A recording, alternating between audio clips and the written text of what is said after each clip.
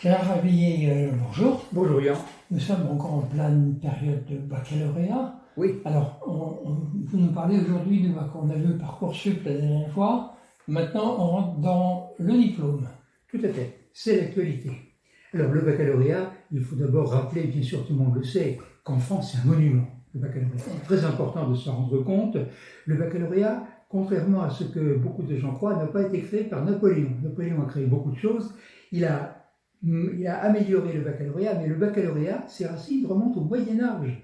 Il y avait des universités, déjà au Moyen-Âge, en France, Paris, Poitiers, Montpellier, qui avaient mis en place un diplôme, une formation, qui était donc l'ancêtre du baccalauréat actuel. Mais Napoléon, c'est lui qui a modernisé le baccalauréat, il le fallait, qui l'a adapté à des circonstances nouvelles, et qui a fait en gros ce qu'il est devenu.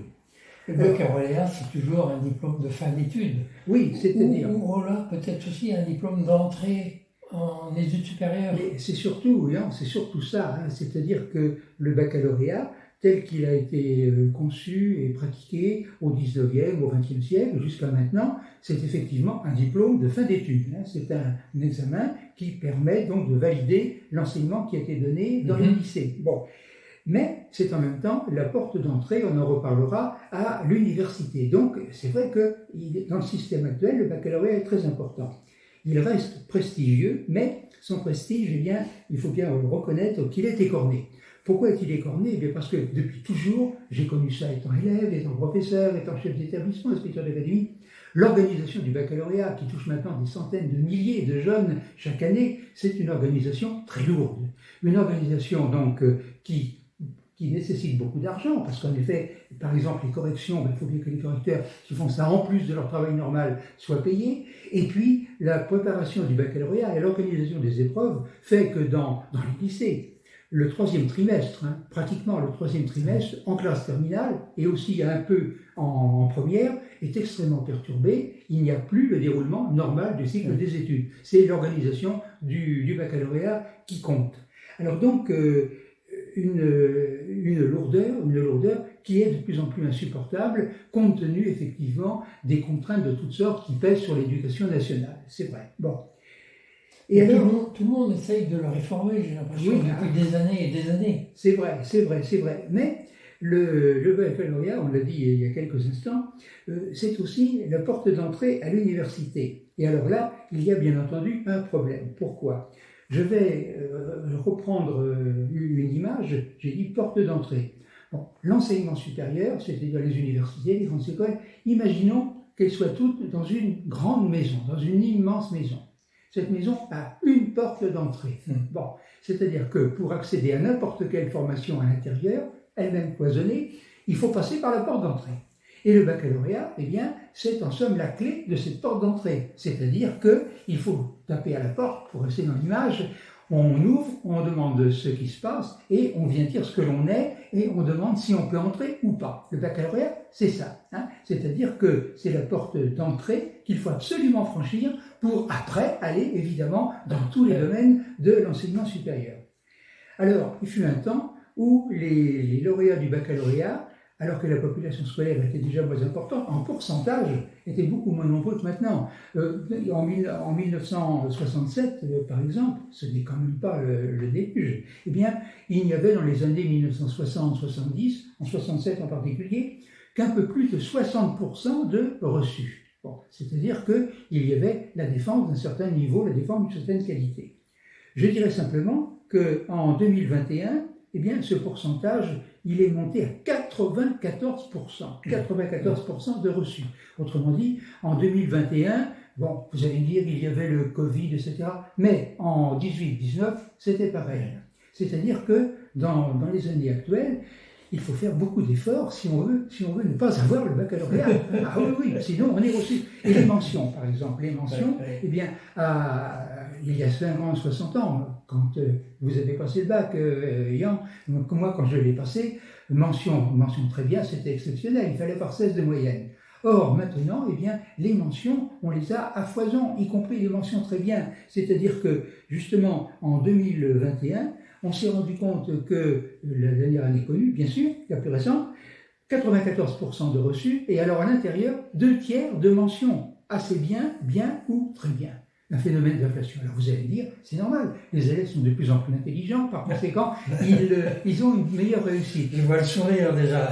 Évidemment, non, l'explication est, les élèves ne sont pas moins intelligents. Ils ont exactement, globalement, les mêmes capacités qu'à notre époque, mais c'est le traitement qui leur est réservé, notamment dans le domaine de la notation, qui n'est plus du tout le même. Hein. C'est-à-dire, depuis les années, par exemple, de 1900, des événements 68, depuis mai 68, dans les années qui ont suivi, on s'est rendu compte, à tort ou à raison, qu'on avait été beaucoup trop sévère avec ces chers petits et qu'il fallait justement les aider dès qu'ils faisaient quelque chose de correct, en accompagnant justement les efforts et en saluant les réussites par des notes appropriées. Ce qui fait que, insensiblement, et la France n'est pas le seul pays touché par ça, il y a eu une inflation, voyez-vous, dans le domaine de la notation.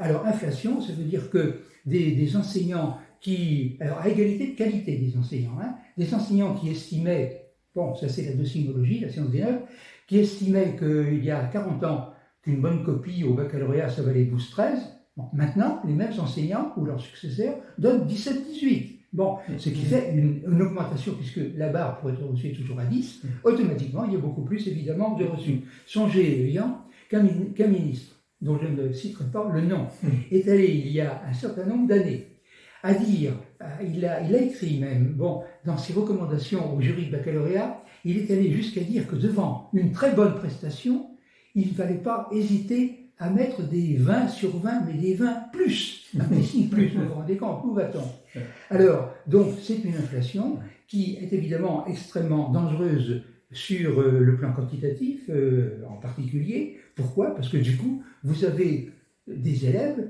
qui se présentent, pour reprendre l'image de tout à l'heure, à la porte, mais qui n'ont même pas besoin de frapper à la porte de la maison enseignement supérieur, la porte disons qu'elle est presque toujours ouverte ou entrouverte. N'importe qui pratiquement peut entrer. Ce qui fait à ce moment-là, on a déjà évoqué ça pour votre Parcoursup, ce qui fait qu'il y a évidemment des phénomènes d'engorgement dans l'enseignement supérieur, et il faut le dire, il y a beaucoup de jeunes qui, dans ces conditions, entrent tout à fait normalement dans l'enseignement supérieur, dans les facultés par exemple, bon, mais qui n'ont pas le niveau, qui sont loin d'avoir le niveau. Et finalement, ils engorgent, ça fait un monde fou, et l'ensemble des études supérieures, évidemment, en souffre. Alors, en plus, vous avez par exemple il y a bien des numerus clausus en médecine, par exemple, c'est-à-dire que certaines facs n'acceptent qu'un nombre ultra réduit, bon, mais ça fait des goulots d'étranglement à l'intérieur du système et ça ne représente pas vraiment une amélioration. Alors, face à ce problème qui est connu depuis de longues années, eh bien, des efforts, c'est vrai, ont été pensés et ont été réalisés depuis peu pour améliorer évidemment les choses. Bon, d'abord, par exemple, d'abord et surtout, parce que pour le moment ça se limite à peu de choses, vous avez la réforme du ministre Blanquer, qui n'est plus ministre bien sûr, mais le ministre Blanquer, l'année dernière, en 2021, a mis en place un nouveau baccalauréat. Et ce nouveau baccalauréat, il ne remet pas en question la manière dont sont attribuées les notes, mais il a voulu, Blanquer, alléger l'organisation. Et c'est ainsi que depuis l'année dernière, c'est valable donc pour cette année, 40% en gros des notes d'un candidat au baccalauréat eh bien, sont obtenues par l'intermédiaire du contrôle continu. Autrement dit, c'est le bilan des devoirs, des prestations réalisées dans le lycée. Alors, ce qui fait que ça allège évidemment les épreuves proprement dites. Mais le résultat du contrôle continu, c'est évidemment pris en compte dans l'ensemble. Alors, c'est évidemment un progrès incontestable. Bon.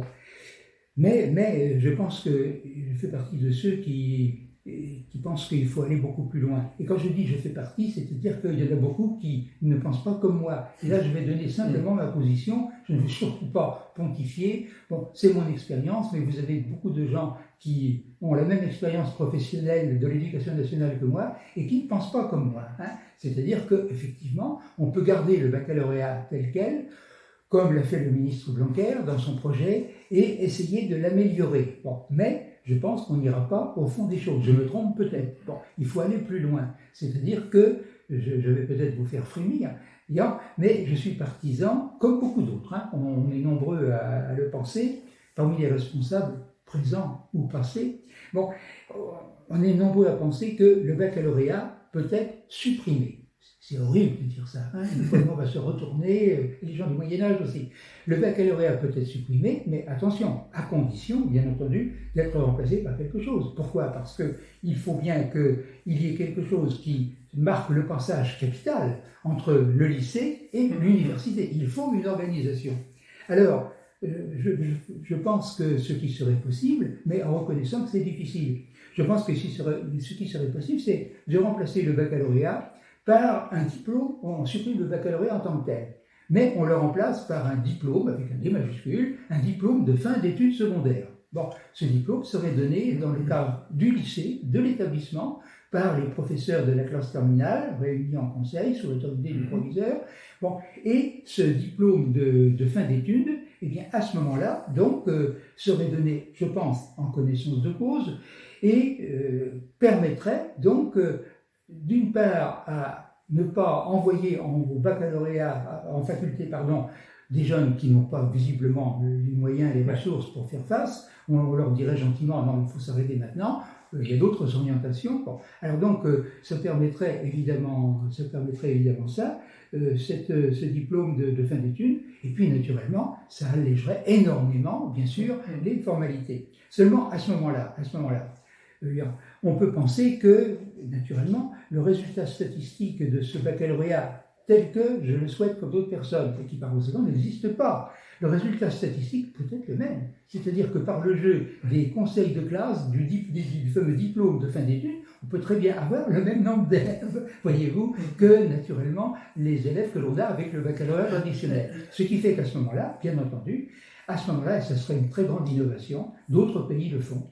Le mot qui vient à l'esprit, c'est sélection. C'est-à-dire que tous les jeunes devraient avoir obtenu le diplôme de fin d'études dans leur lycée pour être candidat à une formation de l'enseignement supérieur, mais alors là, il appartiendrait à chaque unité de l'enseignement supérieur, pour l'entrée en première année, d'organiser elle-même son recrutement et la sélection, voyez-vous.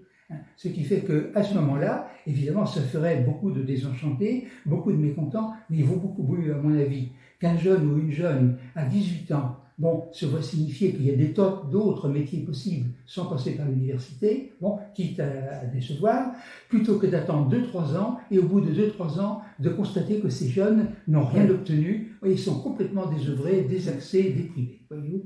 Alors voilà ce que on peut penser, mais je reconnais que ce n'est pas facile, parce que un des inconvénients, voyez-vous, du diplôme de fin d'études tel que il pourrait s'appeler autrement, tel que beaucoup de gens qui ont la même idée que moi l'appellent, ce diplôme de fin d'études serait donc obtenu uniquement dans le cadre du lycée. Autrement dit, il serait décerné par les professeurs habituels des élèves. Alors que là, le baccalauréat, c'est anonyme. C'est-à-dire qu'à l'écrit, c'est totalement anonyme, et à l'oral, on passe devant des gens, en principe, qui viennent d'autres lycées. Donc, anonymat, ça préserve l'impartialité. Bon, là, il est certain que, vous voyez, ce qui peut se passer, avec cette formule, dans certains lycées, et dans beaucoup de lycées, il pourrait y avoir de très fortes pressions des parents d'élèves, et des élèves aussi, s'exerçant sur les professeurs, sur les proviseurs, pour que le cher petit ou la chère petite ait son diplôme de fin d'études. Vous voyez, Par conséquent, ce n'est pas simple. Mais je pense qu'à mon avis, il faut aller vers une voie comme ça, c'est-à-dire quelque chose marquant le coup à la fin, bien sûr, des études secondaires, on peut l'appeler diplôme de fin d'études, et à partir de ce moment-là, eh bien, les jeunes prennent leur diplôme sous le bras et vont frapper à la porte des universités, quitte à ce que chaque faculté, chaque unité de l'enseignement supérieur organise son recrutement en fonction de ses critères, en fonction de ses capacités de réception, etc. Et là, on aurait, je pense, un enseignement supérieur qui aurait moins d'étudiants, un peu moins d'étudiants, mais qui serait de meilleure qualité et plus motivé. Et quant aux autres, il faudrait trouver, bien entendu, revaloriser un certain nombre de filières après le brevet, après le baccalauréat, sans passer par, évidemment, l'université. Voilà ce que je voulais dire.